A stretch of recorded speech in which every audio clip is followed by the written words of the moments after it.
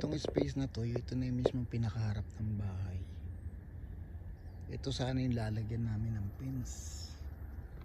Ayan. Mula dyan hanggang dun sa dulo paikot. Kaso nga lang, wala namang hayop dito para proteksyonan mo. Ba't mo lalagyan ng fence? Pag dito naman kami naglagay ng hayop, malapit sa kalsada, sa highway. So pag nakawala, delikado, makakadisgrasya. Kaya nilagay namin dun sa likod.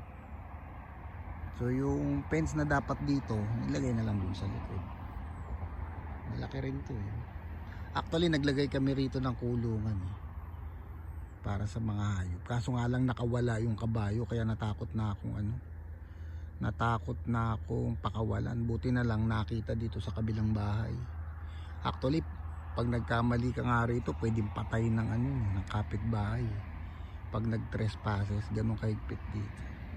Buti hindi pinatay, na sinoli lang niya. Wala naman kasi naging damage.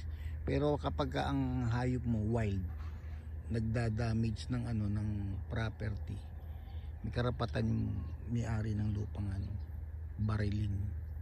Kasi nakapag-damage. Mabait naman si Richie Boy. Kaya naawa siguro. Dito namin nilagay dati si Richie Boy. Kaso nakawala eh. Yan. Kulungan niya yan. Dito sana plano namin malaki yung kulungan dito. Dahil dito maraming damo eh. Problema lang. Yun nga, pag nakawala hindi mo na nakikita kasi dito kailangan pa lumabas ng bahay. Sa kabila kasi may terrace, masisilip mo na yung hayop kung nasaan. Dito wala walang terrace. Malaki